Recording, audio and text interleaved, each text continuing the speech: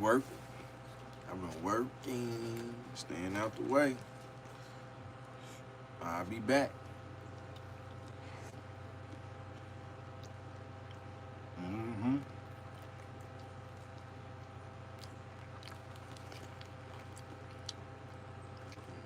Don't call it a comeback. Sometimes you need to get off of it and just relax. Just relax.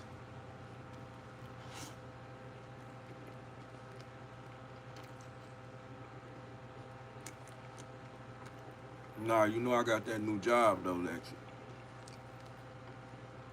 I got a new second shift job. So, a nigga been tired.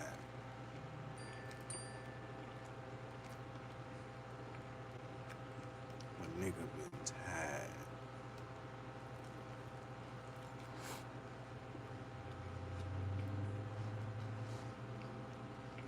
Mm, mm, mm.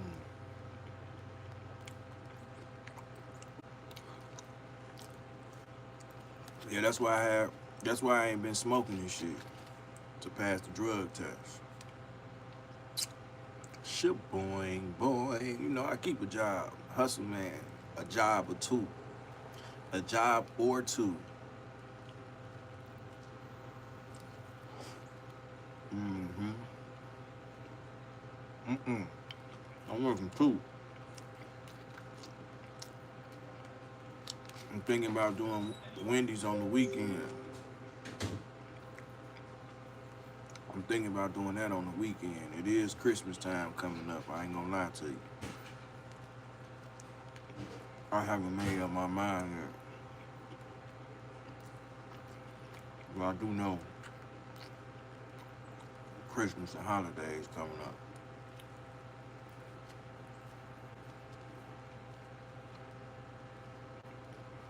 Mm.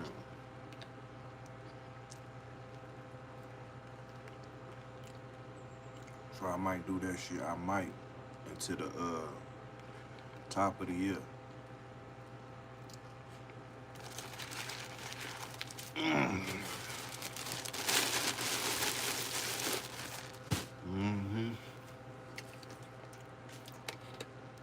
I got some big news to tell y'all, but I can't tell y'all yet. I can't tell y'all yet.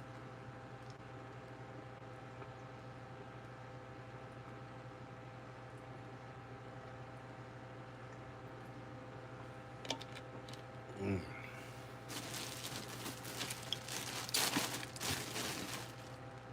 That shit so good. That shit was just good. God damn.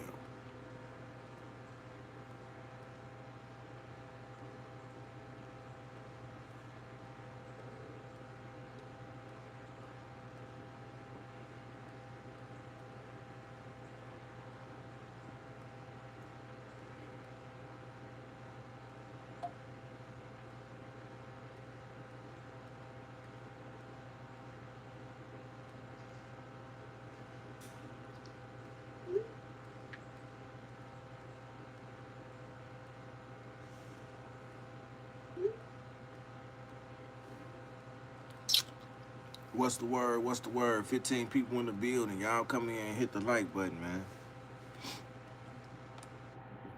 Don't act like y'all forgot. I know y'all ain't forgotten the motherfucking week.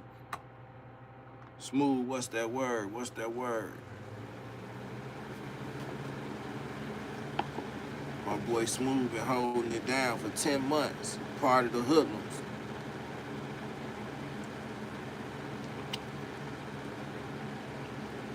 Y'all don't mind me. I'm stuffing my face. It's that fat boy shit. Y'all know hood love to eat. They said the quickest way to my heart if you can cook. Face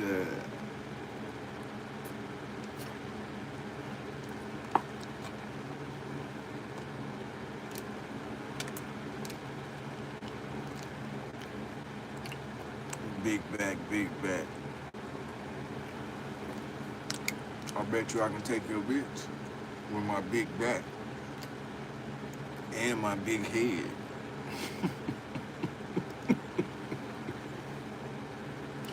Ah, you ain't expect that, Goofy. You ain't expect that.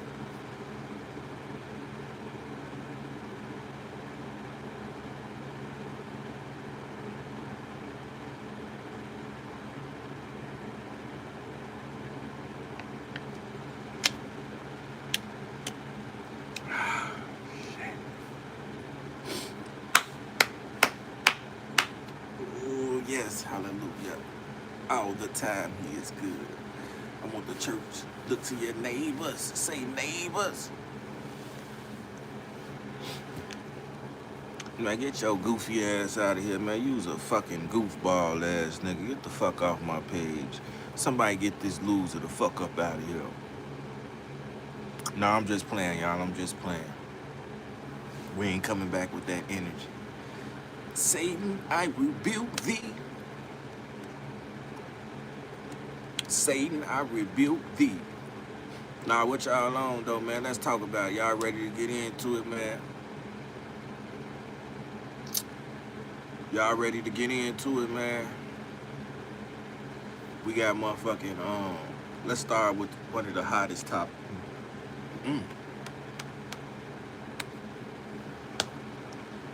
20 of them, law. Let's start with one of the hottest topics. You can rap. Well, why don't you rap your ass up out of here, nigga? Don't nobody give a fuck about that shit, man. We don't care about that shit. Let's talk about one of the hottest topics, man. Last week, Herbo, he was banned from his hood by former affiliates. Jarvis Robinson, what's that word? What's that word? He was banned from his hood by former affiliates of him. This week, 7 days later, the man that banned him is dead. Is dead. He was shot 7 times in the back. 7 times in the back. What that sound like? A back door. You talking all this shit, and then a week later, you get killed. Some of these rappers ain't too smart, man. Some of these motherfuckers ain't too smart. Why would you send a hit? Tell me why you sent the hit. After this, man, is it somebody trying to set Herbo up, or Herbo dumb? Is Herbo dumb, or is somebody trying to set him up? Cause this looked like a direct hit, direct call. Hey, man, that nigga keep playing with me, man. Y'all need to get rid of that nigga, kill that nigga. I want that nigga dead now. And goddamn it, they walking through the alley. He gets shot 7 times in the back. Come on, man, what that sound like, man? We gotta be for real. 7 times in the back. He didn't even see it coming. He didn't see it coming. It ain't funny. It ain't funny, but it's kind of funny. You know what I'm saying?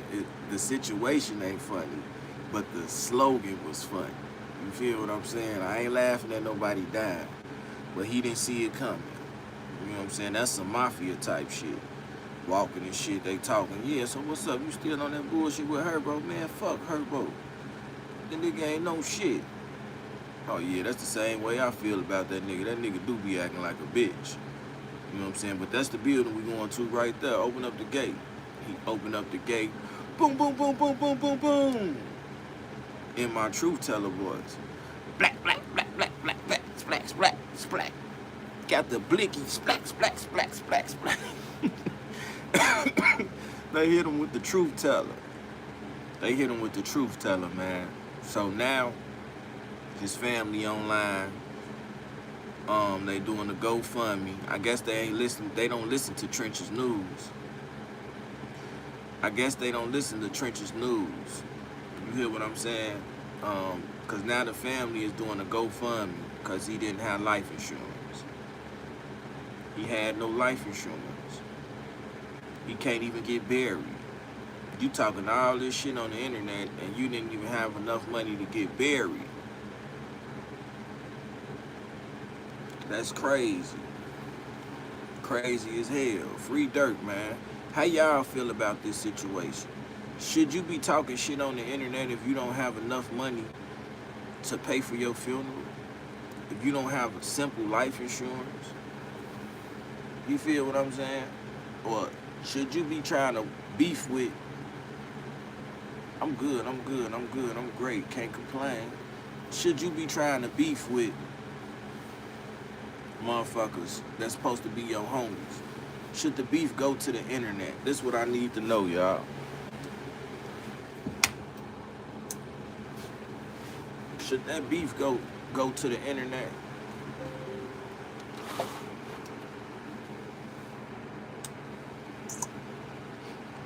Should that beef go to the internet? Come on, y'all, talk to me. Come on now. I need y'all to say something. I'm from the UK. You from the UK?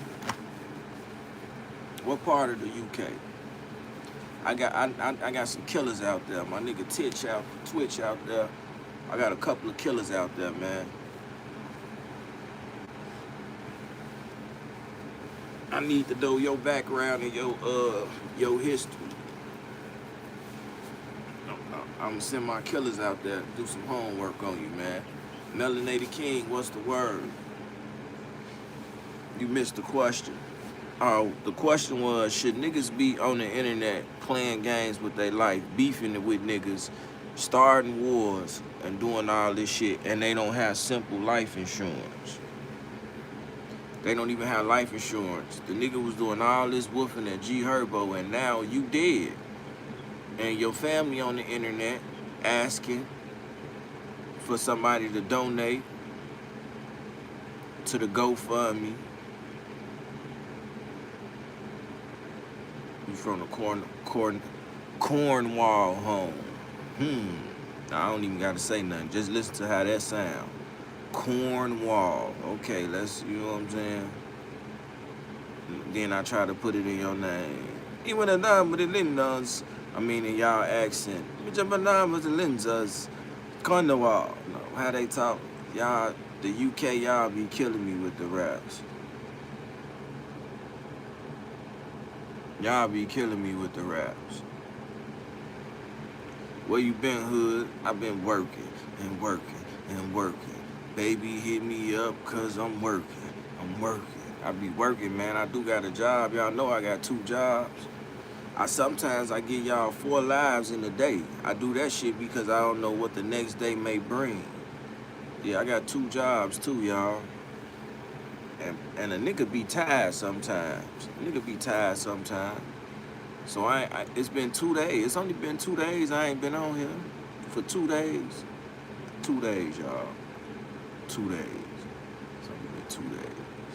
2 days. 2 days. 2 days. 2 days. I had to let some other people get some shine on YouTube. Let them get some shine. I'm on loop. I'm live every day. I understand that y'all can't relate and don't fuck with a lot of these people that's on YouTube. I give it to y'all straight raw dog. No plastic, no contraceptive, no condom, no nothing. I give it to y'all raw. You feel what I'm saying? Meat to meat, which equal juice and cream, face said. For real, not a good look for Herbo, even if he had dead. That's what I'm saying. Somebody is trying to frame that man. Somebody trying to frame him. And this is an excellent way for the feds to move in. Now, y'all remember I told y'all that I believe that the police is involved in 87% of the shootings that's going on in Chicago. Remember I told y'all that the police is involved in 87% of the shootings that's going on in Chicago. I really believe that. So with the beef being public and going on the internet, we can kill this nigga, then we can go get this nigga and charge him with it and make him spend all his money fighting this case, even though we know he ain't got nothing to do with it. So the little millions he got can now be in the city. Chicago broke. The average nigga got more money than the city of Chicago. Chicago is what they don't even own the name of their streets. For real, Chicago don't even own the name of their streets. It's like billions of dollars in debt. I'm keeping it real with y'all, man. Y'all want somebody to keep it real with y'all, y'all want somebody to lie. Or y'all want somebody to lie. It's like Chicago is in debt. If you think you got problems, trust me, you don't owe a motherfucker 300 something million. You know what I'm saying? You not that fucked up. It's always a somewhere and somebody in a worse situation than you. So with the Chicago and Chicago being a dirty city with far as politicians and all that shit, you don't think they hands is involved? Governor Mayor Daley. If y'all don't know who Mayor Daley is, Google him. Do your homework on Mayor Daley. Do your homework on, what was the other bitch that looked like Beetlejuice? The dyke bitch. She went to jail for beating up her girl. She was having a threesome. And her girl and the other girl, stud, was fucking too good, so she started beating up her girl. Mayor Lightfoot, Lori Lightfoot. Do your homework on her. Do your homework on the politicians being involved with the BDs, the BD twins. Do y'all homework. I'm telling y'all, Chicago is a corrupt city, man.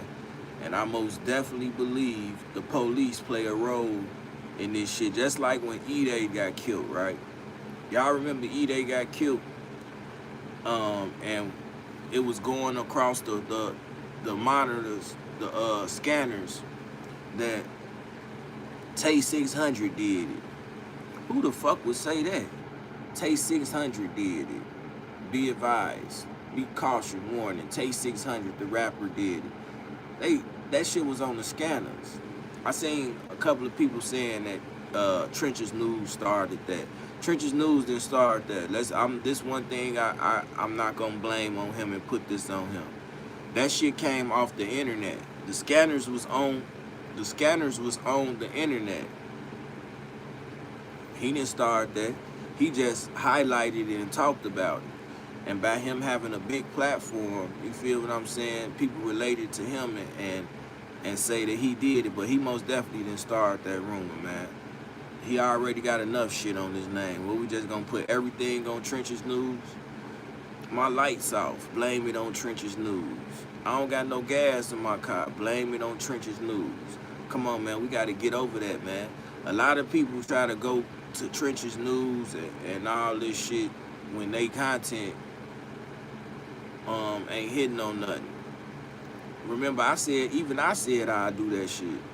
But I ain't doing that shit. I don't care about that shit. There's a lot of people that believe that shit, y'all. Anything, you can blame anything on Trenches News. You feel what I'm saying? So with that being said,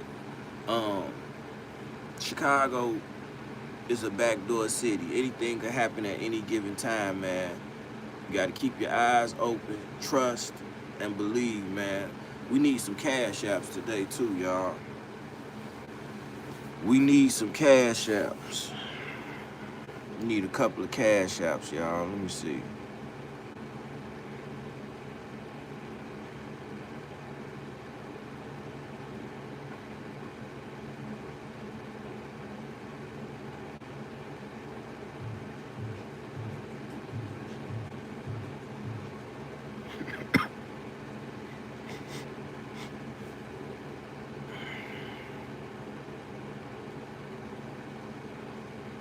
I need a couple of cash apps, y'all.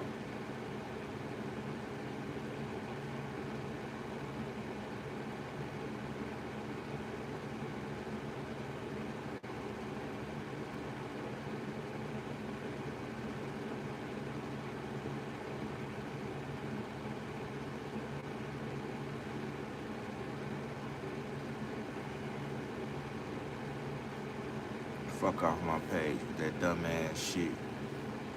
Bitch ass nigga. I wish Big Dale was still here. Drill music killed our black youth. Man, you know what? Big Dale lost his son, then Big Dale died, and then his other son got out of jail and died. That's a whole generation that just was lost. Big Dale died chasing Trench's news, y'all. Big Dale died chasing Trench's news. This for real, y'all. It ain't funny, but it's the truth. He caught a heart attack. Trench's news stressed him out so much, so bad, and so much that he died from that shit. They said Big Dale's last words was, "You dirty motherfucker." Fuck Trench's news. And then he had a heart attack. Fucked up.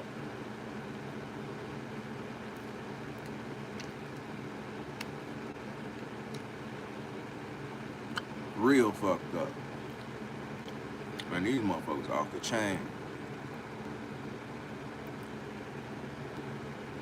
Yeah, I'm dead ass serious.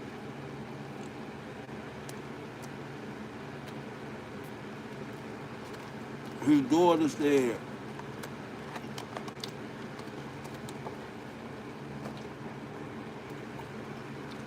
his daughter said he kept on talking about Trench's news the night before and the day before and the next day he woke up still talking about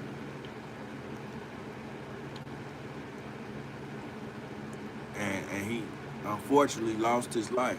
That shit stressed him out.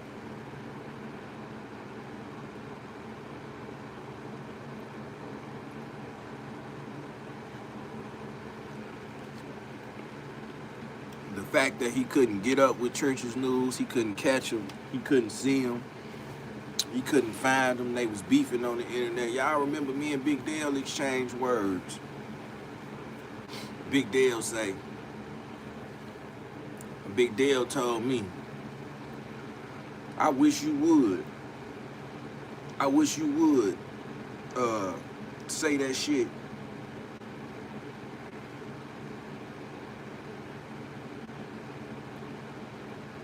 What'd he say? I wish you would say that shit.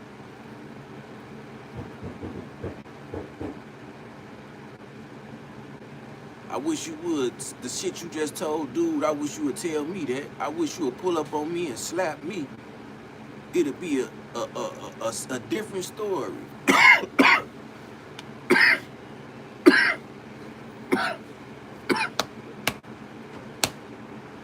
We was beefing on Nate, what's the word, baby girl? What's that word? What's the word? How you feeling, Nate, baby? Hey, Nate. Hey, Nate. Nate. Hey, boo. Yeah, man. Trench's news, man. Big Dale say, man, I wish you would. He was talking crazy to me on Chris Barnes' channel. I ain't go all that, but I let him know, nigga, I ain't ducking nothing. He tell me the same thing you just told. He said, tell me the same thing you told the other nigga. And we'll see what's gonna happen.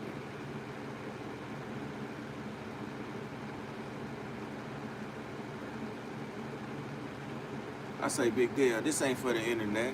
So when I slid to Chicago, I went and got up with Trench's news, with Big Dale, and we chopped it up. You know what I'm saying? And at the time, Big Dale had his eyes, it was like his eyes was glossy, and he had one of them colossal bags. Yeah, he had one of them. So I'm chopping it up with him and shit, man. We sat in that bitch for about 30, 45 minutes to an hour. Chopped it up in the church. In the church. And we, you know what I'm saying, let that shit go, man. It wasn't worth it. So rest in peace to Big Dale, man. Big Dale, we be beefing and doing all this shit on the internet. Somebody die, you don't know, you don't got the opportunity to apologize or squash something with them. That shit'll fuck this up right here, and the rest of your life you'll be living with guilt. Like, man, come on, man, I'm bigger than that.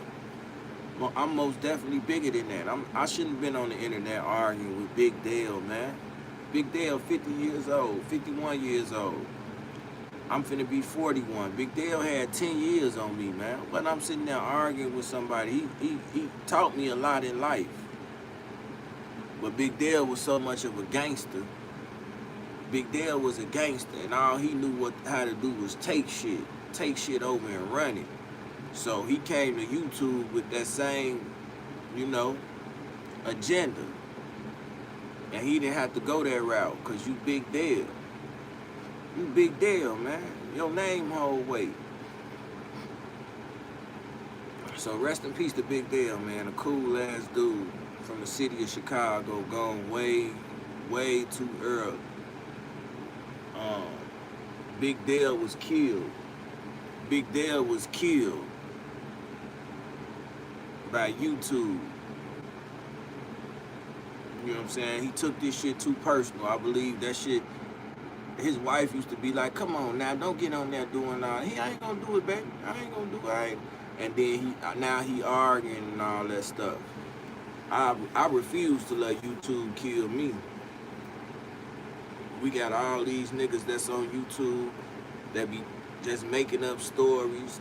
This nigga D's Media, I thought he was cool, man. This motherfucker here is another shit starter. D's Media is another shit starter.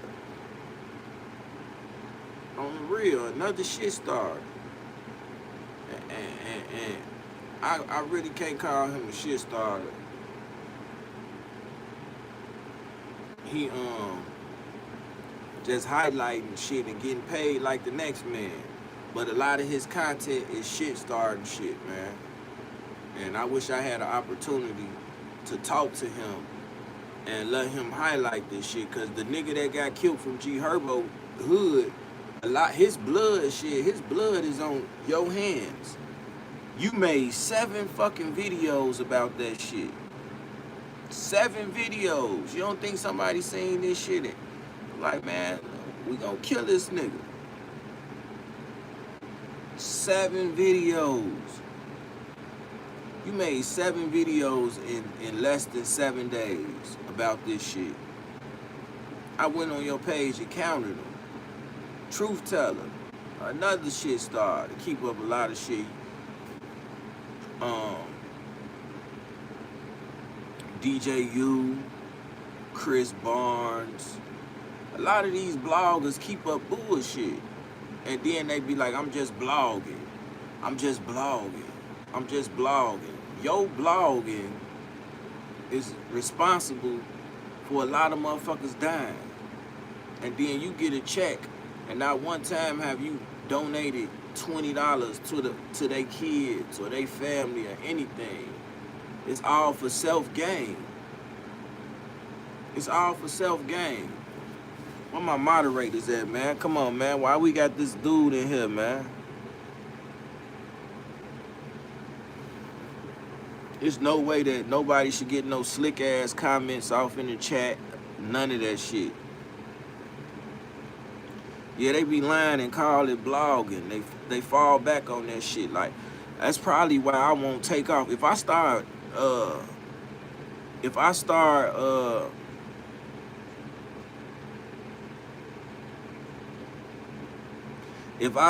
at what they call that shit, man, clickbaiting and lying and starting shit on YouTube, y'all don't think I'd have took off? Y'all don't think I would have took off?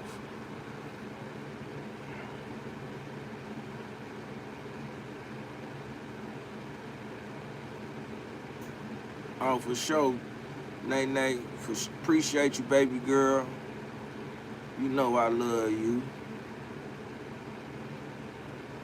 You know I love you, Nay.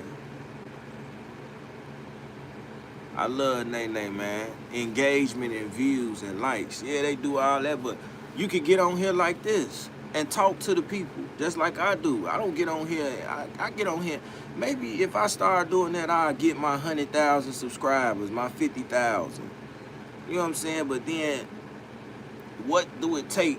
What does it take for a man to gain 100,000 subscribers but lose the real motherfuckers who been there from day one?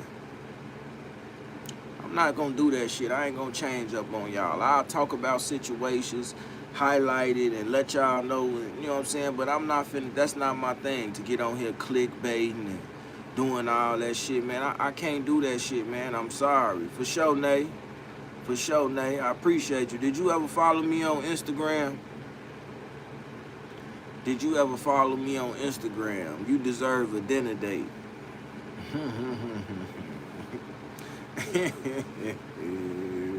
Dun, dun, dun, dun. You deserve a dinner date. You do. You ain't gotta be perfect. Oh, no, no. You just gotta be worth it. Oh, yeah, yeah, yeah. Keep it hood like you do. Like you doing. That's why I rock with you. For sure, man. I appreciate hearing stuff like that, man. Cause I can get on here and chase it and do all that shit, but then I would lose my authenticity. I wouldn't be authentic anymore.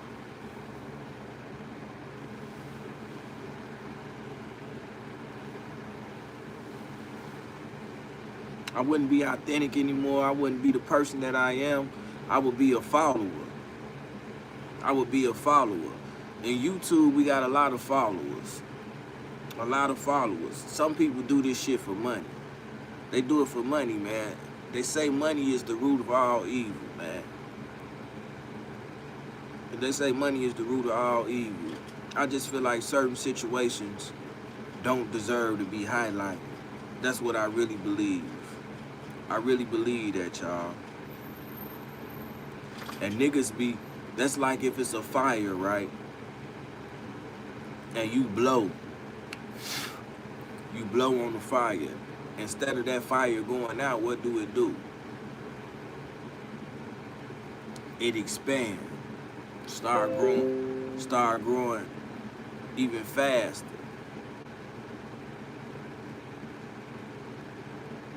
Start growing even faster.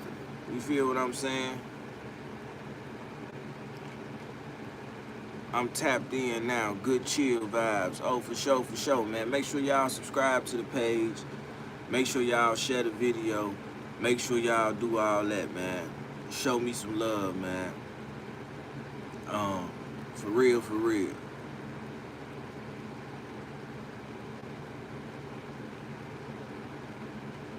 I be so, these guys on this YouTube shit, man. And then it's like everybody, if they can't beat you, right? If they can't beat you on YouTube with subscribers and all this shit, what they do is they start to hate. There's so many grown-ass, hating-ass men on YouTube. A lot of these bloggers, y'all will see it. They'll be rocking with you one day, and then the next day, they are, man, fuck that nigga. I ain't fucking with dude. Dude ass a bitch. Damn, what's wrong with dude? Dude gave you a shout out. Y'all done seen every situation I done been in. Y'all done seen the growth. I don't entertain these niggas. You hear what I'm saying? I don't entertain them. I give them one video. I talk about you in one video. And that one video, I get everything out that I gotta say about you. Then I don't acknowledge you anymore. I don't acknowledge you anymore. And then in that video, I'ma destroy you. I'ma destroy you, cause I'm funny than a motherfucker. For real. Funny than a motherfucker. And I'ma destroy you with the truth. I ain't gonna make up no lies on you and do all that shit. I'ma destroy you with the truth. I'ma talk about how ugly you is, how you don't take care of your kids. I'ma talk about the gay allegations on your name, all the hating shit you do. You see what I'm saying? For real. It's so many motherfuckers on YouTube. I be wishing a motherfucker said something about me, man. And I can get down on you in the most humblest way. The humblest way. Where you'll be like, God damn. He did that shit slick as hell, cool than a motherfucker. I don't panic and pressure don't goddamn it stop me from nothing. I don't be panicking and all that shit. I know how to handle situations. And arguing with a fucking crackhead on YouTube, cause that's all these niggas be, is crackheads.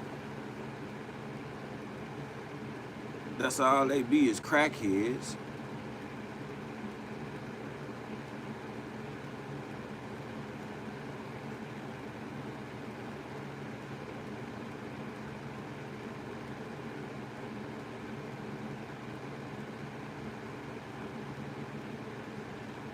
That's all they be.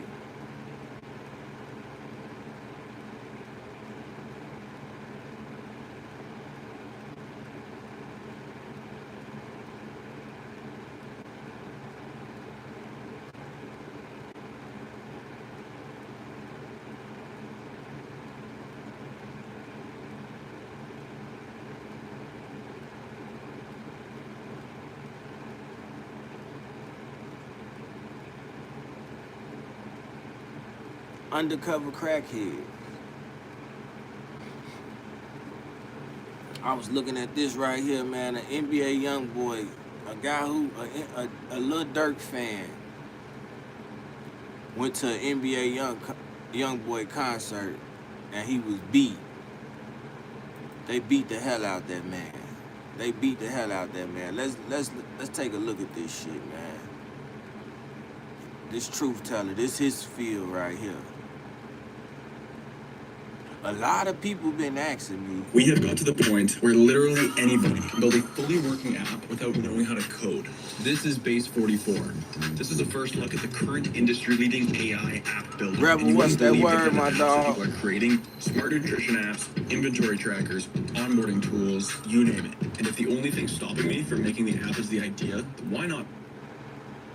Again, bro, no cap about do that shit daily again, cause like I felt comfortable with just me, bro. Me and that shit, I felt like them backyard days. Real for real, like you know, niggas say you gotta go to the back. That's just, bro, I swear to God, that's exactly what that shit felt like, bro. Like I was telling my wife, I'm like, baby, I ain't gonna lie, I was excited. Like I'm like, yo, I can tell a fight in a minute. Like I was ecstatic, bro. Like, you feel me? I didn't even know it was mad niggas. I swear to God, I didn't know it was mad niggas until I seen the video, bro. Then after that, that's when niggas was like, you feel me? Like, nah, you gotta see Top, come to the back. You feel me? You know.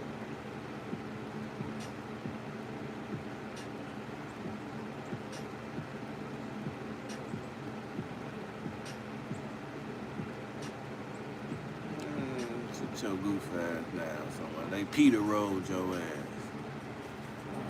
So he was beat up at an NBA YoungBoy concert. Sucks to be him. Sucks to be him. Sucks to be him. Let's see what this.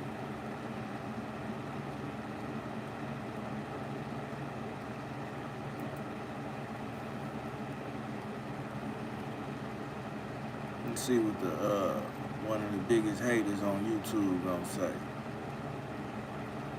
Let's see what he talking about.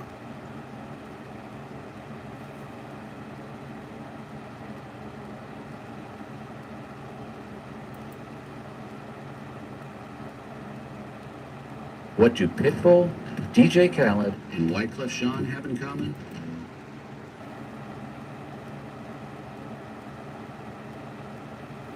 G Herbo ain't killed no limit. J Doggy, stop lying. Something always wrong with his video.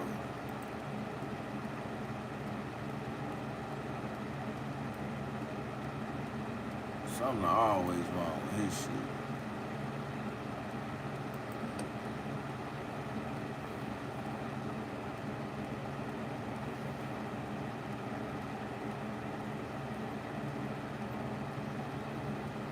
something always wrong with his shit.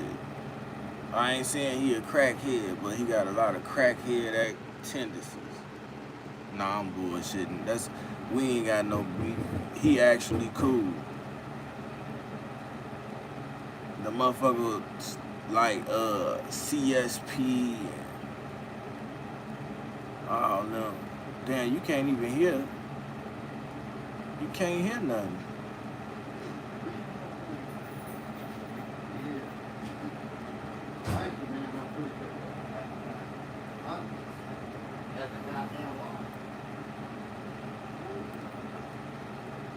You went live and ain't say nothing?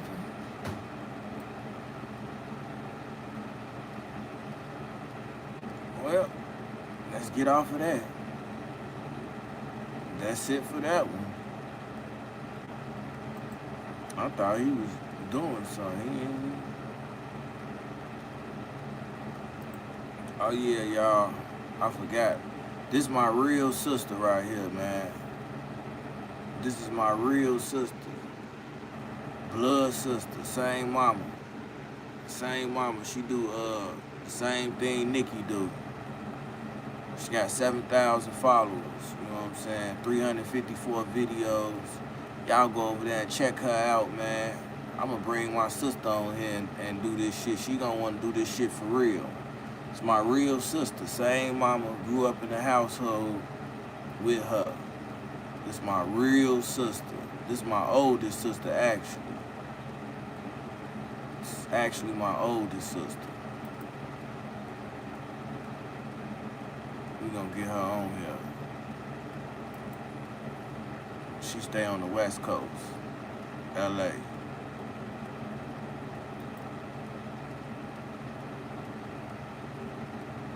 Tired of having to stream in 720p in StreamYard or having to pay more to get 1080p quality? We got you. Start using EasyMux, which is a web-based live streaming. Shorty already been locked up all these years off that shit and ain't said nothing, nigga. Get that nigga pass, let that nigga get the up out of there, man.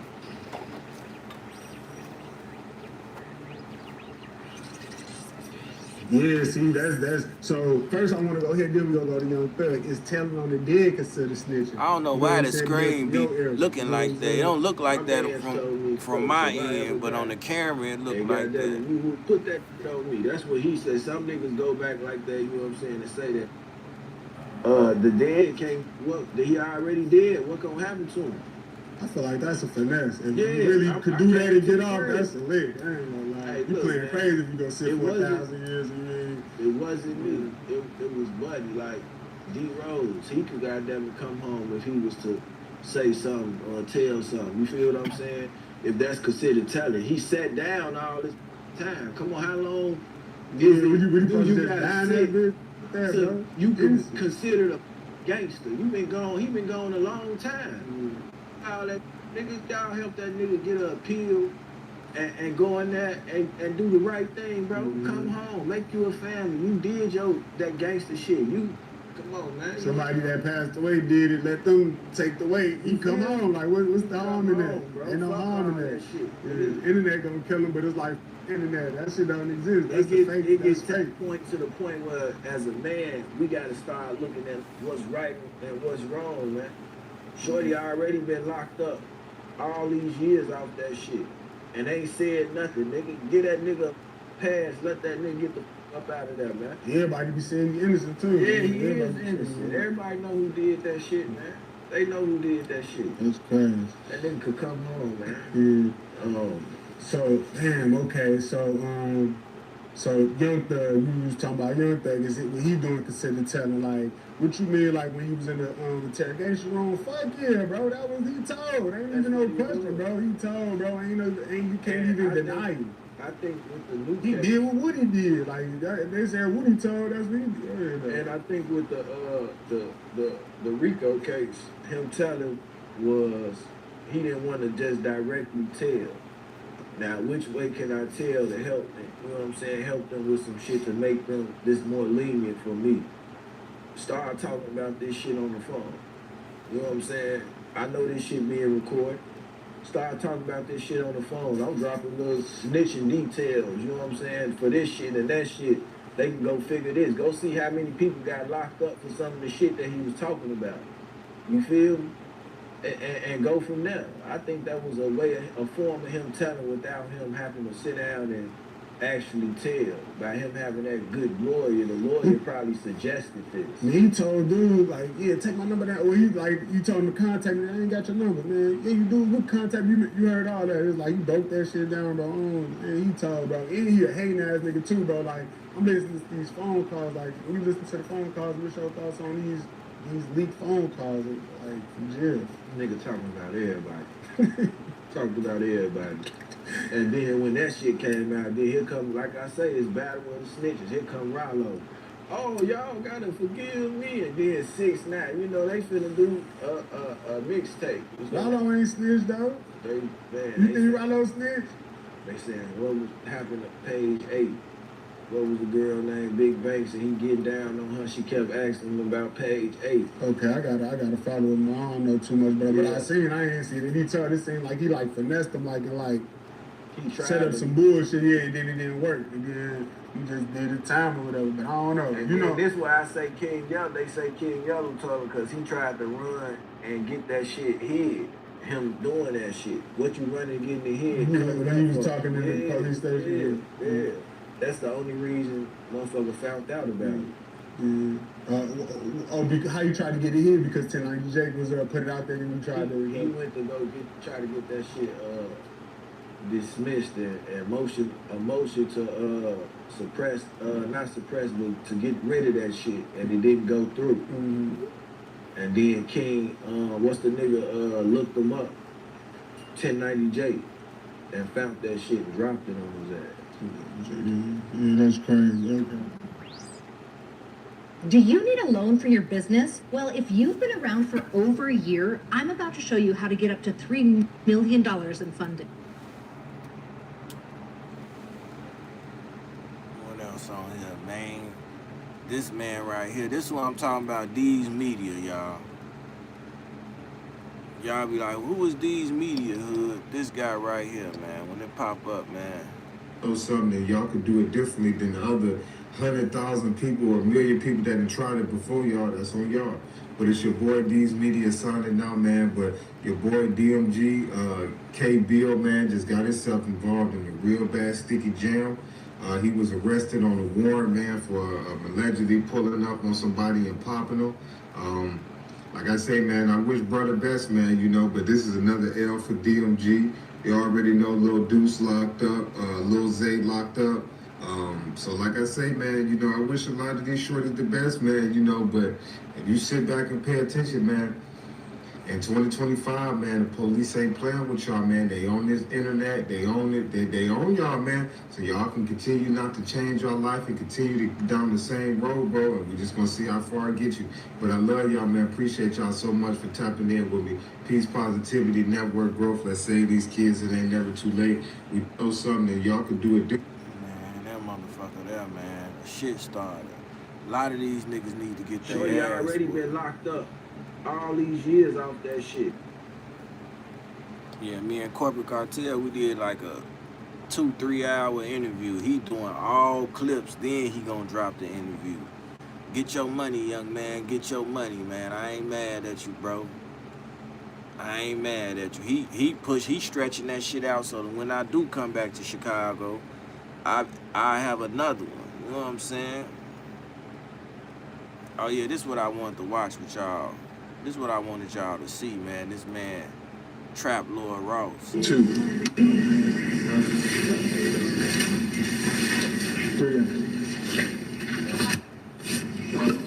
All right, that's cool. That's cool.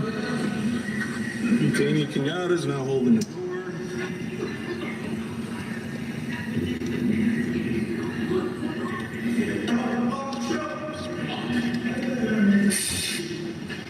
Second burst of OC has been deployed.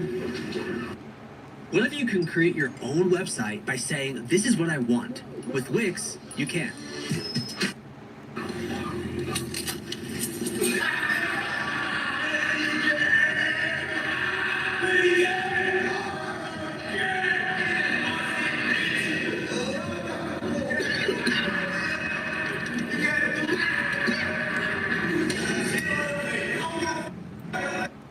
He squirted shit on the police officer, man.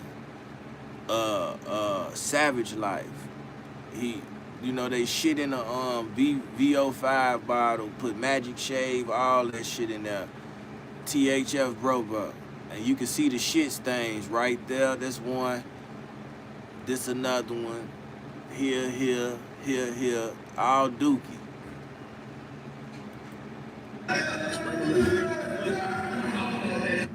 Detainee just assaulted sergeant with urine and feces.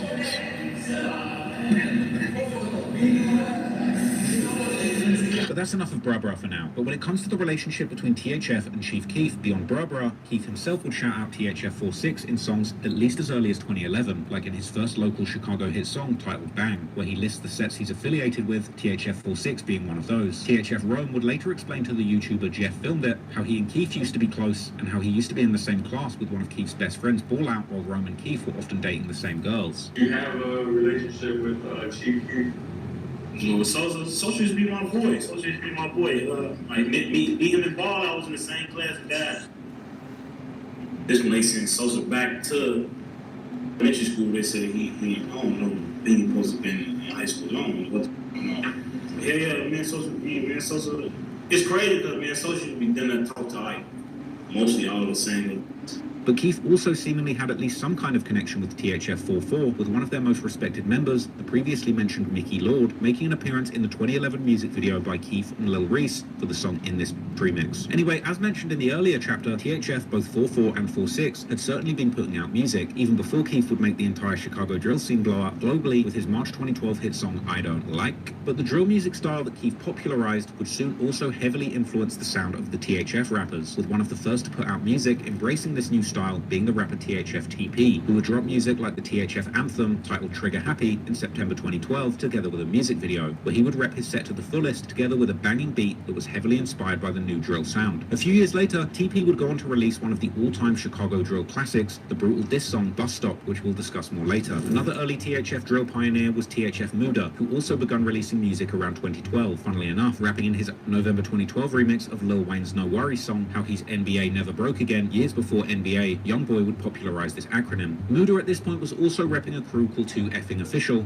YouTube, tell them YouTube, type in TFO Mood on YouTube, my music gonna pop up. Check it out. The guys right here, this is Nut Shorty right here, gonna get you on the bar real soon. And y'all know we got Waka Flocka, LEP, Bo Deal, Capo, Boss Rule. Everybody's on Stony Island. You ain't official, right? Cold Steel, Block Boys. You ain't official if you ain't on Stony Island DVD. Global Gangster, shout out to Global Gangster. Official, man. However, he was also already heavily affiliated with THF. Big Re Beats. We gonna do this. Say it to me. Shout out to Block, man. Shout out to. And we got good beats. He would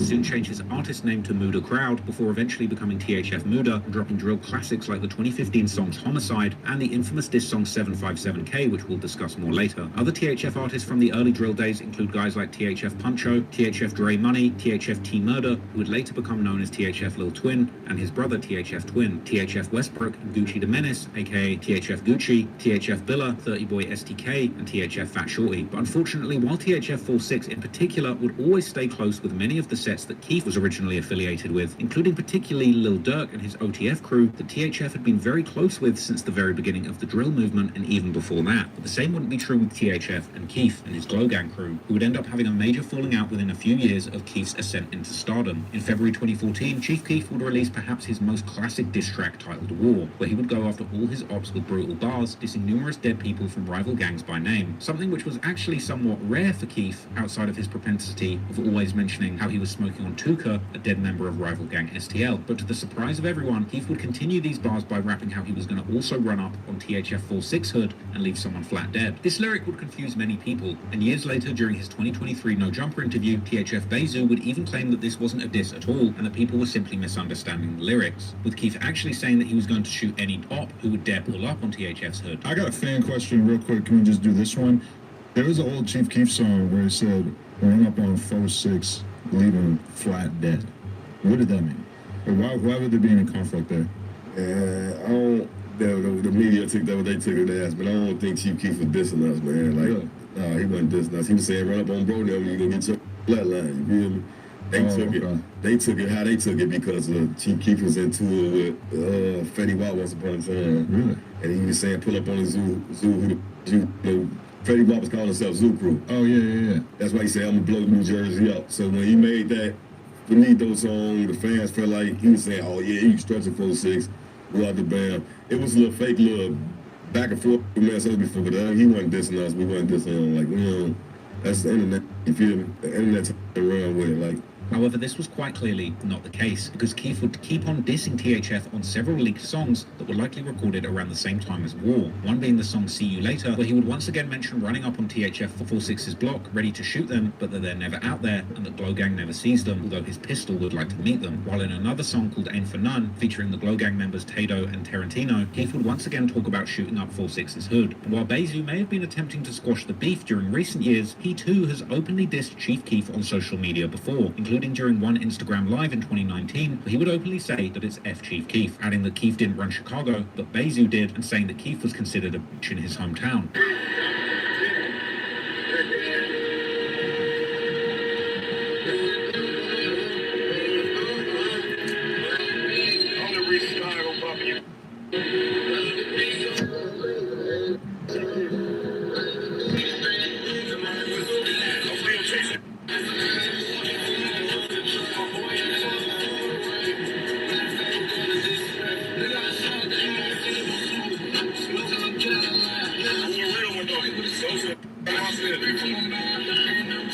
Many have theorized that this beef was simply a byproduct of Keef's much more famous beef with Lil Durk and his OTF crew that sparked around the same time, even leading to Keef's former friends from O-Block running into mansions that Keef had on the rich north side suburbs of Chicago, while allegedly stealing Keef's clothes and jewelry and even causing a shootout to take place. Keef would also address this beef in songs at the time, like the track Zero from 250 from 2014, the name being a play on Lil Durk's earlier song 0 to 300, with Keef using his song to make numerous disses towards Durk and his crews like OTF and 300, as well as dissing Durk's affiliates like the O-Block member Boss Top, who had allegedly been one of the members who robbed Keith's house, even allegedly stealing Keith's daughter's clothes. However, according to THF Rome, the beef between Keef and his Glow Gang and THF 46 was actually much more personal, as THF members had allegedly beat up Keef's cousin and one of the main Glow Gang members, Tado, starting the rivalry. We fell out, man.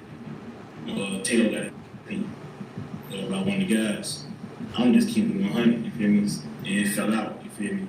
So, it's what it is. Ball out, social media, how our relationship used to be. All that fell out when Tado got his beat by one of the guys. Imagine being able to build anything just by thinking about it. Meet Base 44. Is that something you can talk about that? No, I ain't gonna talk about that. It's over with, you know what I'm saying? It's over with. No. A lot of people that be seeming tough really ain't. Unlike Bezu, Rome would also acknowledge the fact that Chief Keef had been dissing them numerous times in his music. Is that, do you see yourself being cool with him? Like, could you? I mean, yeah. Sosa, yeah. That's my boy. Like, I ain't got nothing against him. I mean, he said a lot of, like, this not block. He knows deep down, like, what's up, yo. You feel me? That's still my boy. Ball out, my boy. Ball out, no, man. Ball out. Who knows stuff?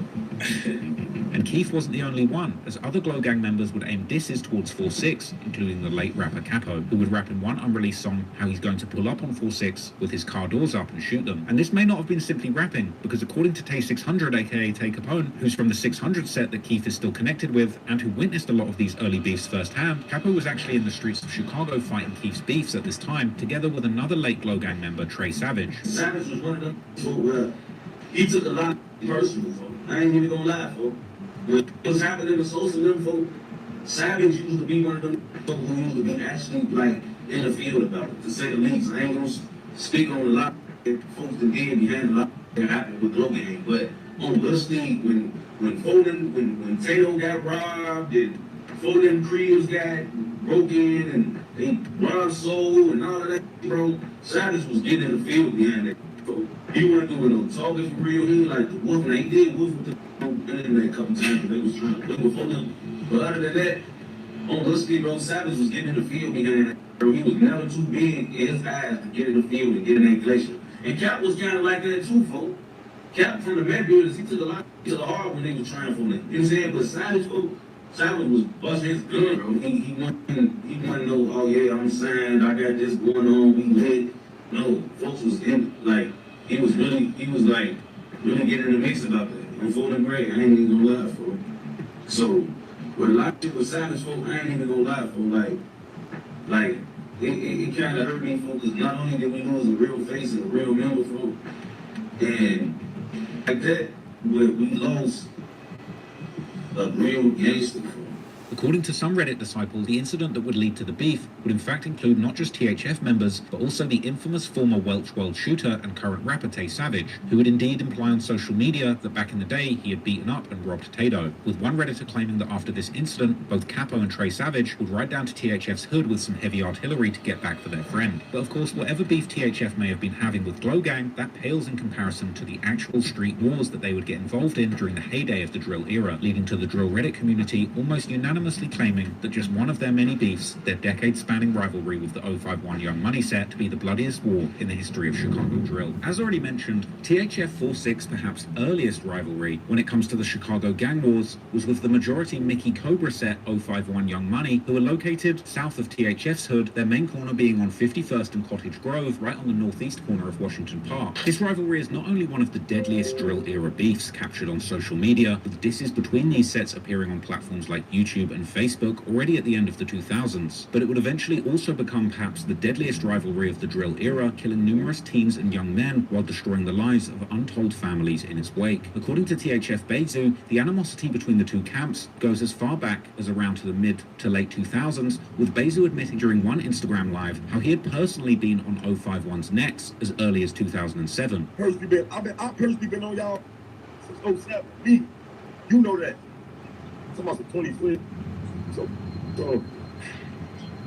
And it wouldn't take until the following year when bodies would begin to drop. Most gang members of the 2010s in Chicago would truly begin losing their friends following the start of the drill era, when the sudden boom of music videos centered around the extremely violent and highly disrespectful lyrics against rival gangs would take over platforms like YouTube, with the increasing back and forths on social media further escalating the wars. But with 051 Young Money members, their first truly traumatic year would come already in 2008, when they would end up losing 3 beloved members in just 1 year, one of these likely launching the still ongoing war against THF. Some attribute the start of the war to the March 2008 murder of a well-respected 051 Young Money member, 20-year-old Carlos Merrills, aka Lil Los, who was allegedly killed by a man named Franz Whittam, known in the streets as Franco. However, Los's murder appears not to have been related to the beef between 051 and THF, but rather it involved the Mickey Cobra OGs from 051's hood, whom Los was a part of, and Franco's friends, who were gangster disciples from elsewhere, trying to allegedly sell drugs on Los's turf, as later court documents would claim. These GDs possibly being from the hood known as No Love City, as a rapper named TP would rap in his 2009 tribute song to Los how he was going to shoot the guy who killed Los, before adding how there's no more love for no love as a result of Los's murder. On the other hand, the shooter in the case, Franco, was, according to Redditors, not a THF 46 member, but an OG from a set known as Drek's Side, who are located south of 051, and known to be a set primarily claiming the historical Titanic Stone Gang, a branch of the Black Pea Stone Nation, while also being the last set left in the gentrified Hyde Park neighborhood. Older THF members like Bezu and Billa would even pay their respects to Los during an Instagram live, showing there was no hate towards him while still dissing other 051 members. Los was my man.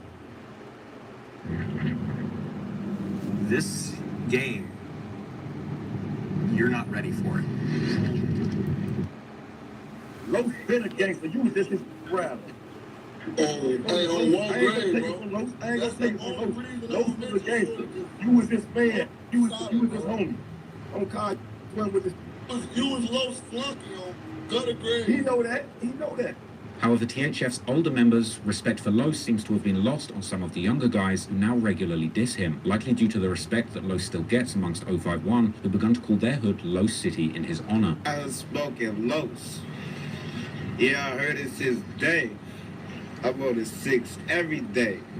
In August 2008, about 5 months after the murder of Los, 18-year-old Lance Youngblood, an alleged 051 member, was shot and killed at a gas station all the way in Racine, Wisconsin, 1.5-hour drive north from Chicago, in an incident that had seemingly nothing to do with the gang war back home. 051 would now also become known as Lance Land, but perhaps their biggest loss of 2008 was still ahead of them, and this time it would be linked directly to THF. On the 27th of September 2008, at around 12:50 p.m., a verbal argument started between 051 and THF members inside a McDonald's on 47th Street, which would then continue outside on the parking lot. It was there that a member of THF named Aki Walton would allegedly pull out a gun and shoot a member of 051 known as Zico, real name Isaiah Walker, multiple times before running from the scene. Zico would be taken to a hospital where he would unfortunately succumb to his injuries the following day. Aki was quickly identified and charged for the brazen daylight killing, but he would end up doing the race, followed by a 7-month nationwide manhunt until the FBI finally arrested him in Indianapolis. Aki would end up receiving 27 years in prison after being sentenced for the murder of Zico, time that he's still serving today, while the young 051 members, who clearly held Zico as a sort of leader of their set, now adopted the name Zico World for their hood following his passing. However, the Zico World name appears to be less commonly used, possibly due to the fact that there were also 2 other recent deaths of very beloved 051 members that very same year. Still, Zico clearly held special status within the set, and in 2011, the 051 rapper Lil Mark even released a dedicated tribute track called Zico World along with a music video, rapping in the chorus how 051 wasn't hiding and proclaiming 2011 to be Zico World's year,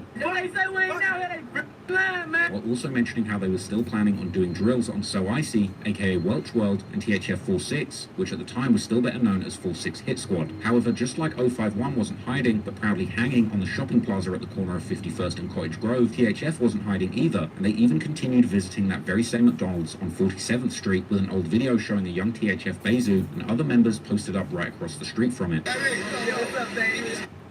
Hey, what's going on, baby? Hey, fool. How you doing, man? Hey, Tay, what's up, baby? What's going on, baby? No here, right, bro? That's right, baby. It's crazy, baby. Hey, you got that on that market, too.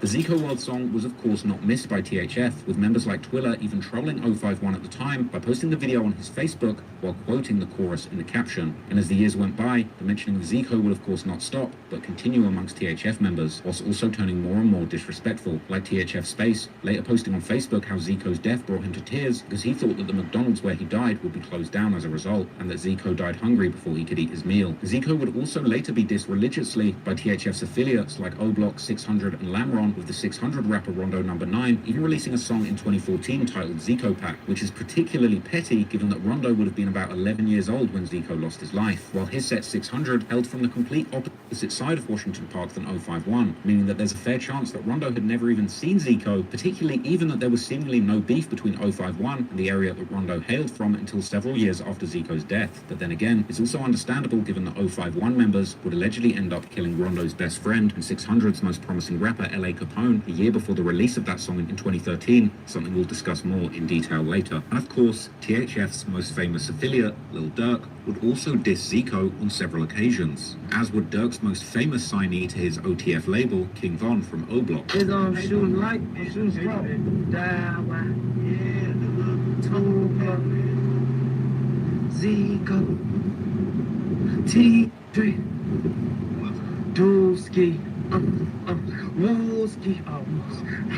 Despite the importance of Zico to 051 Young Money, it would allegedly take them a few years to get back for THF, this get back eventually coming in 2011. Coming into the 2010s, THF 46 would experience a couple important losses in their hood in quick succession, much like 051 had experienced in 08. First, in April 2011, 18-year-old Quinton Turner, aka Quint, who was allegedly a member of THF's close affiliates, the 5th Ward set, was gunned down in a drive-by shooting where 2 others were also injured. Quint was shot in the head during the incident, which took place at the 800 block near the corner of 46th and Cottage Grove. Later that same month, Quint would be mentioned in an article by the New York Times, which discussed the success of the Chicago's South Shore drill team, whose member Rodney Nelson was a childhood friend of Quint. Rodney would tell how Quint had tried to escape the street violence through basketball, but nevertheless, staying in a neighborhood plagued by gang violence would become his undoing. 5th Ward and also THF 46, aka 46 Hit Squad at the time, would begin to call their hood Quint City in his honor, but meanwhile Meanwhile, people allegedly responsible for Quint's death would mercilessly diss him and claim the kill, this set being none other than 051 Young Money. And as people on Reddit would later know, 051 member Kiddo would practically admit his set was behind the murder on Facebook, where he would directly state that they drilled Quintin. 051 member Montana would even boast about the murder on the day of Quint's funeral, saying how it had been a one-shot kill, perhaps even indicating that he had been the trigger man. The following month, in May 2011, the tragedy would continue when one of 4-6 Hit Squad's most respected members and Bezu's little brother, Gudda,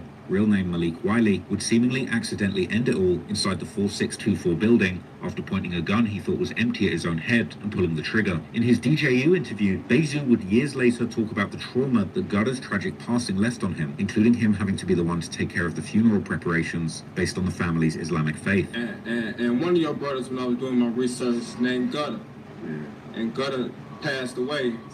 May 24, 2011. Okay.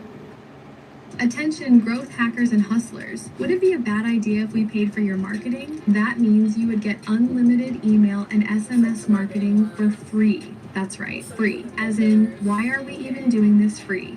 Here's where it gets borderline ridiculous. Our automated marketing software does all the heavy lifting for you. New leads, instantly added to your CRM. Follow-ups, handled. Email and SMS outreach, automatic. You, sipping coffee and watching your business grow. And because we like to over-deliver, we're... How old were you at that point? I was like 21. Yeah, I was like 21. Oh, how old was he? I'm sorry. Yeah, like 17. 17. Yeah. Okay. And how did that affect you? You know, yeah, mentally, like physically and emotionally. You know what I'm saying? Like it's something I had to cope with. Like that was my first time experiencing. Like you know what I'm saying about me being a hard out of the family. You know, we all Muslim or whatever. So you know what I'm saying. You got to bury them within a certain time or whatever. So you know, he was in the house. The gun accidentally went off and shot him in the head or whatever, you know what I'm saying? That's how he passed away. So, like, wasn't nobody in my family as far as the immediate family who was strong enough to bathe him and wash him up and get him prepared for the services or whatever. So, like, that experience stuck with me for the rest of my life. Like, I never experienced doing all that myself, but I had to get him out of the freezer at the morgue and wash the blood out his dress, put cotton swabs where the bullet hole came, the entrance and the out. Like I had to wash him up. Like I had to experience it, man. My right hand man, got him, you know what I'm saying? He bathed little bro up, got him together for the services or whatever. So me just experiencing that, that's when I let everything out. Like at the services, I had to be strong for the family. Like I still feel like right now to this day I ain't mourn how I supposed to mourn. You feel me? But like John it Taylor, all what's came the up out of word? me that day when I had to bathe him. You know what I'm saying? Like I ain't never experienced something like that, like up close and personal. Seeing his brains hanging out his head, pushing the meat back in his skull, like that. Don't let you for real, like. Again, the members of THF 46 would pay tribute to Gudda by beginning to call their set the Gudda World. A week after Gudda's death, a murder would take place in the Fuller Park neighborhood, the home of THF 44 and their other Mickey Cobra affiliates, when a group of men were seen walking into a gangway on the 5500 block of South Princeton, where an altercation would take place, leading to 22-year-old Malik Dunlap being gunned down and later pronounced dead at hospital. Malik was known in the streets as Big Freaky, and while his exact gang affiliations have been debated, he appeared to be the least associated with 051 Young Money, whose members would pay tribute to him on social media. A few days after Freaky's murder, 051 member Montana would make a post on Facebook dissing THF 46, to which Twiller from 46 would respond by dissing numerous 051 members who were dead, including Freaky. This would get the female 051 member Big A to respond directly, accusing THF of killing Freaky, saying that Freaky had simply been someone the 051 members had gone to school with, basically saying that THF was always killing innocents, while 051 were killing the most beloved members of THF. THF 46 member Bucky was eventually arrested for the murder, but according to Reddit sources, there wouldn't actually be enough evidence to fully charge him. Unfortunately, from here, the killing would only continue, because only a few months later, on the 16th of July 2011, 20-year-old Tony McCoy, known by his friends and family as Lil Tony, would be gunned down on the 4700 block of South Woodlawn Avenue. Some years later, a local TV show called Case Files Chicago would produce an entire episode focused on Tony's case, where they would also provide a full reenactment of the murder, explaining how Tony had left his family home and gone out with a friend for a short while, and as he was heading back home with the friend around 1 p.m., a blue car suddenly approached them. As they're walking back towards his house on 47th Street by Woodlawn, they observed a blue vehicle occupied by at least 3 individuals. One of the individuals, we believe is the rear passenger, exited the vehicle and approached with a handgun.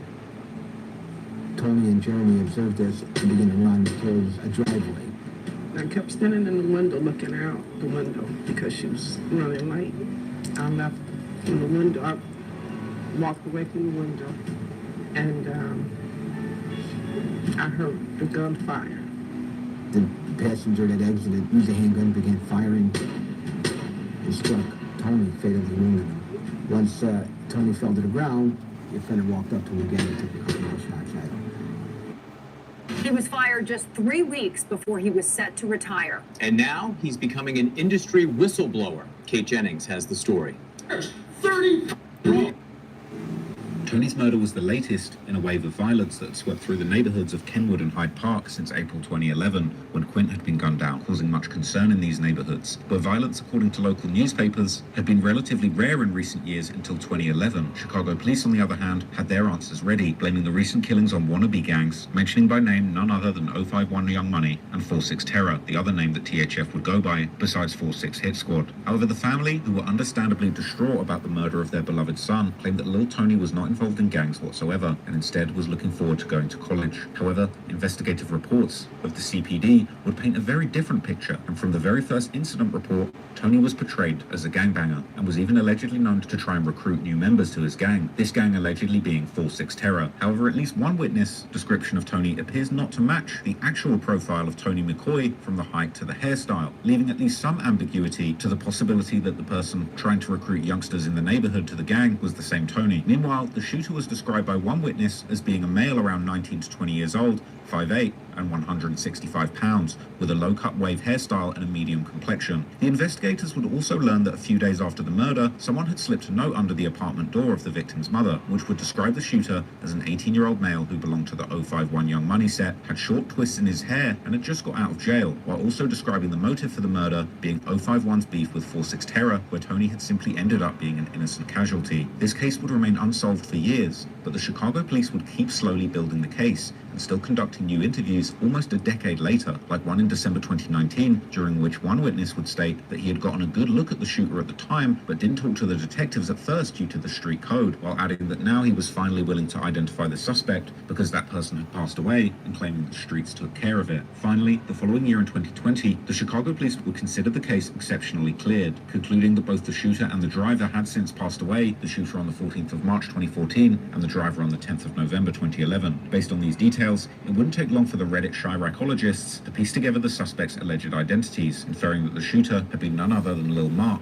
real name Mark Campbell, 051 Young Money's most known rapper at the time, while the driver would allegedly be an 051 member known as T Streets, real name Tariq Mahdi. Lil Mark had indeed been rocking short twists at the time of the murder, as well as having been released from juvie not long before it, as Mark was still 17 at the time of the murder, not 18 as the letter to Little Tony's mother had claimed, having been born on March the 31st, 1994. But the most shocking revelation in hindsight would be Mark's social media posts directly after allegedly murdering Lil Tony, because already that very same night, he would post on Facebook how his heart was empty, receiving some concerned messages from people close to him who likely didn't realize just how cold-hearted Mark had really been. And Mark would keep posting early the following morning, simply stating that he was out here drilling. Another classic case of self-snitching from the early days of drill, with this being the same era that King Von would have also been often updating his social media directly after catching alleged bodies. I covered dozens of tweets that Von made after alleged murders in my 3.5-hour documentary about him, but this goes to show people were really Facebook posting about their murders on all sides of the Chicago gang war. A few days after the murder of Lil Tony, Mark would even warn people around him that they better keep their heads up, likely expecting that THF was going to try and avenge Tony's death. But that wasn't exactly the case, because THF didn't in fact consider Lil Tony their member, which perhaps puts even more credence to the claim that Tony wasn't in fact a gang member, just like his family had tried to tell the police and the media. For example, the following year, 051's most infamous shooter, 051 Melly, whose alleged murders I've also covered in depth on a video on this channel, would attempt to rile up a THF member on Twitter by taunting him about Tony and Quint, to which the THF member would reply saying that it's F Tony and that he wasn't part of the gang. But regardless of whether or not Tony was part of THF, he really was just a young man from the neighborhood who happened to be in the wrong place at the wrong time. His death was another enormous tragedy for another Chicago family, made only worse by the fact that the family would never receive closure by catching the assailants.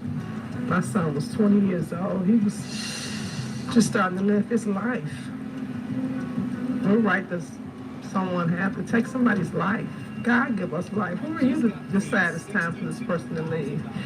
I mean, this has destroyed our family. His father, just not the same. We'll never be the same person that we were, same people that we were. It changes who you are. So it's like, it's a dominic effect when you take somebody's life. You know, it's not just him, it's friends and family. So if anybody has any information, they should come forward. They should tell.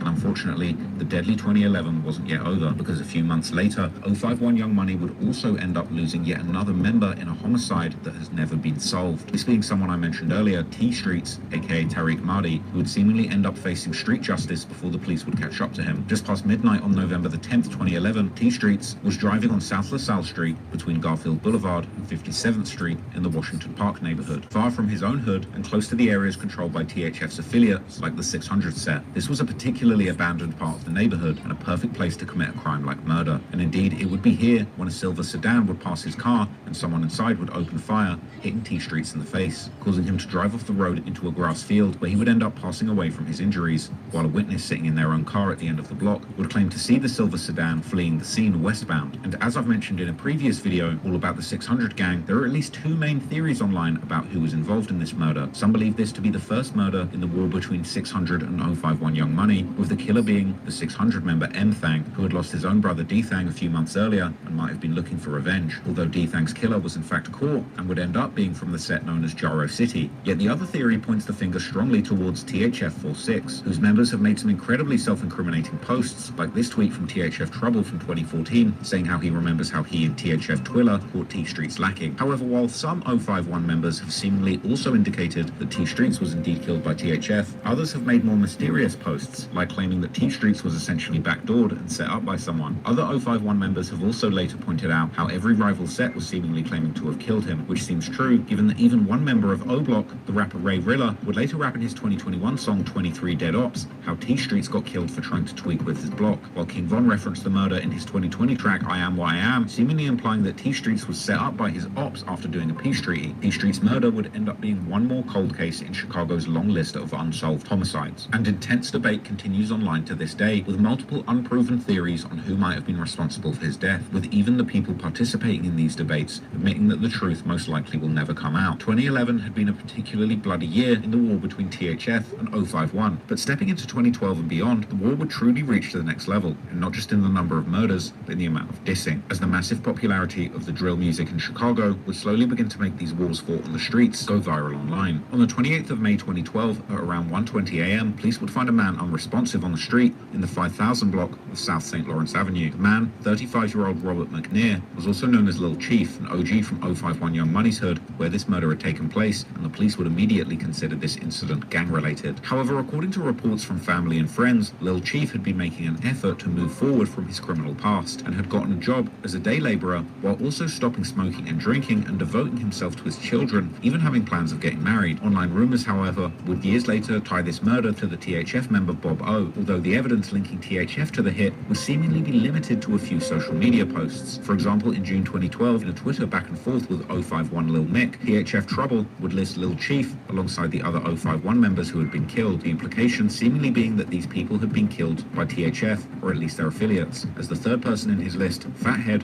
who would be killed in June 2012, has been quite strongly linked to THF's allies 600 and Lamron, even by the Chicago Police's own investigation. In another absurd tweet, when discussing the score of killings between THF and 051, THF member Keese will also list Lil Chief as a point towards THF, while once again claiming that Lil Tony had not been part of THF and therefore didn't count as a point for 051. But this cruel gang war was about to claim another victim, and THF wouldn't get to rejoice for long. In the late evening of July the 1st, 2012, 17-year-old Leonard Truss, also known as THF Black, and another unidentified individual were walking eastbound on the 45th from Cottage Grove when they noticed an unknown four-door vehicle come to a stop behind them. A gunman then exited the vehicle armed with an AK-47 rifle and begun shooting in their direction, firing at least 10 shots, one of which hit THF Black in the head, killing him in front of his home just before his 18th birthday. According to witnesses, the suspect had dreadlock-styled hair, a piece of information that would become relevant as 051 Young Money started claiming the hit on social media, linking particular members like 051 Lil Mick to the shooting, who later taunted members of THF by messaging them on Facebook and asking them to meet him in front of Black's house. But probably the most disrespectful post came from 051 Melly, who who joked on Twitter how he had heard that the bullets had gone through Black's nose and out the other side of his brain. 051 member Ario would also mention Black several times on social media. One particularly revealing tweet was in response to a female THF affiliate calling 051 out for not getting back for one of their members but only shooting a music video, to which Ario would respond by simply asking how you think it's Black World. The girl calling out 051 would then suddenly outright confirm that 051 did kill Black, and then claiming that Black didn't count as he hadn't actually been part of THF 46, and clarifying in another tweet how Black wasn't part of the set because he was innocent and not an active gang member, while also tweeting how she didn't care if the ops were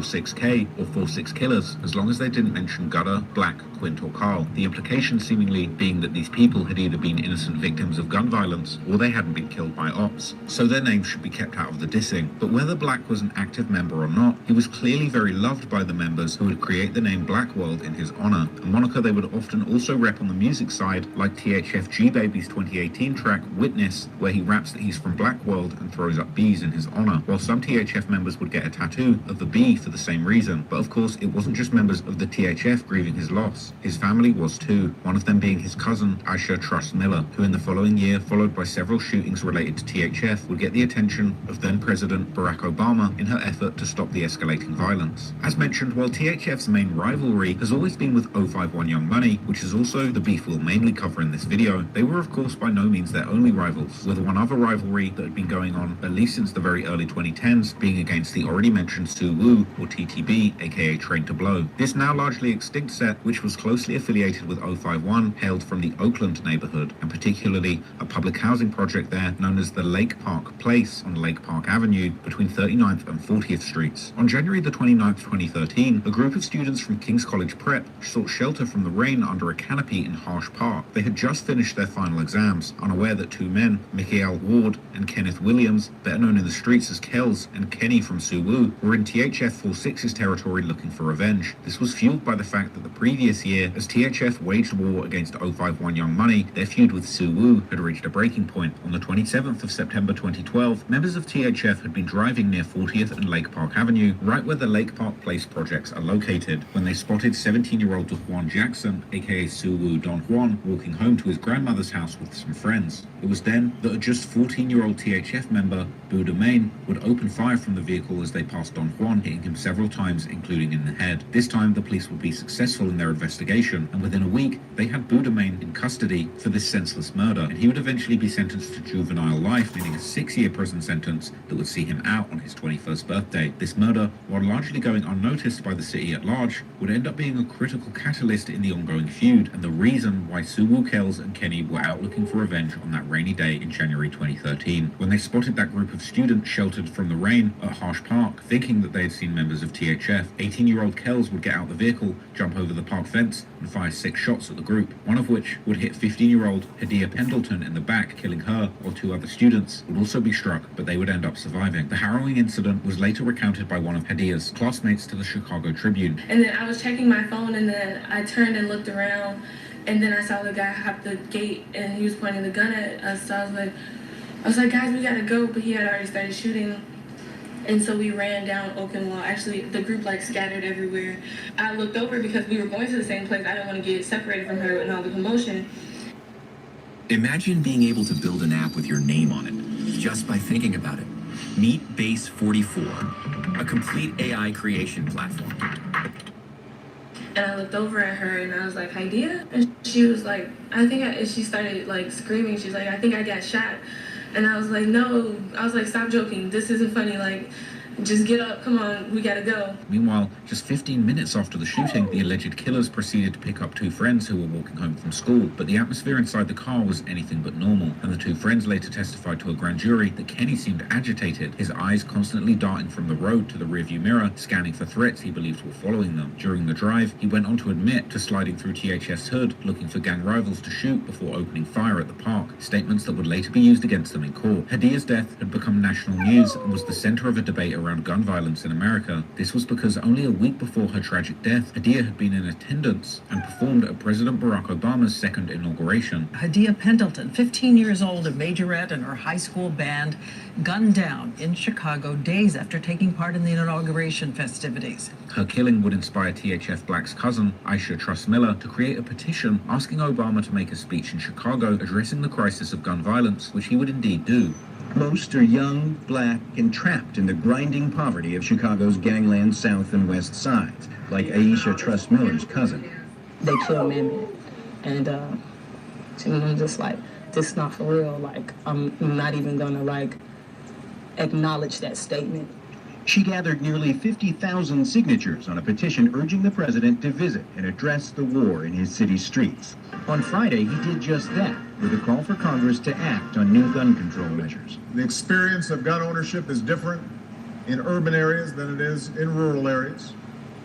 Different from upstate and downstate Illinois. But these proposals deserve a vote in Congress. They deserve a vote. 10 days after the killing, with that case dominating the headlines, CEE-HOOD members met in order to discuss how to deal with the heat generated by.